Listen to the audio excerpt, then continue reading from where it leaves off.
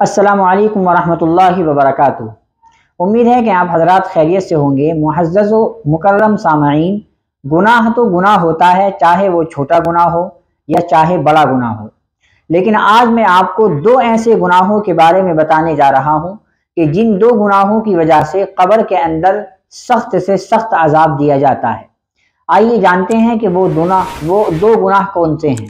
نبی اکرم صلی اللہ علیہ وسلم کا ایک مرتبہ دو قبروں سے گزر ہوا تو آپ نے صحابہ سے فرمایا کہ ان دو قبروں پر عذاب ہو رہا ہے، اور ان دو قبروں پر عذاب کسی بڑے گناہ کی وجہ سے نہیں ہو رہا، بلکہ معمولی گناہوں کی وجہ سے ہو رہا ہے۔ ان میں سے ایک پر عذاب اس لیے ہو رہا ہے کہ ان میں ایک جو ہے یہ پیشاب کی چھینٹوں سے نہیں بچا کرتا تھا، یعنی پیشاب کرنے میں احتیاط نہیں کرتا تھا۔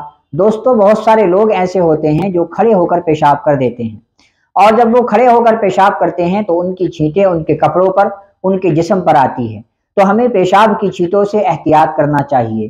تو اللہ کے نبی نے فرمایا کہ ایک کی قبر پر اس لیے عذاب ہو رہا ہے کہ یہ پیشاب کی چھینٹوں سے نہیں بچا کرتا تھا۔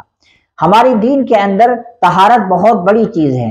اللہ کے نبی کی حدیث ہے الطہور نصف الایمان، کہ پاکی اور پاک رہنا یہ آدھا ایمان ہے۔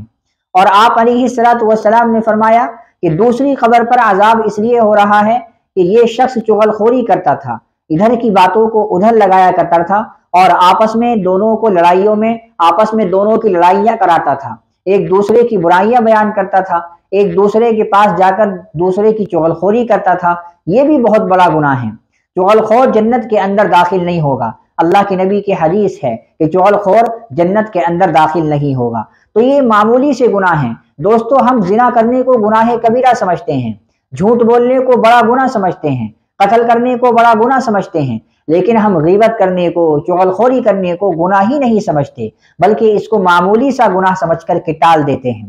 تو اس لیے یہ دو گناہ، ایک تو پیشاب کی چھینٹوں سے احتیاط نہ کرنا، اور دوسرا گناہ ایک مسلمان کی غیبت کرنا، چغل خوری کرنا، یہ بہت بڑا گناہ ہے۔ ان دو گناہوں کی وجہ سے بھی قبر پر عذاب ہوتا ہے۔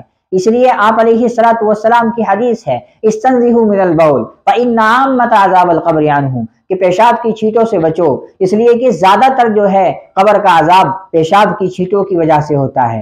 تو اس لیے میرے دوستو، ہمیں ان دو گناہوں سے بچنے کی ضرورت ہے۔ السلام علیکم ورحمۃ اللہ وبرکاتہ۔